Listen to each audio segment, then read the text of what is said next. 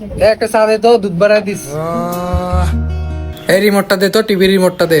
চা খাইতে হয়েছে আবার নিমুটো দিত। Underground. Ja, 2 na 2 rekordce.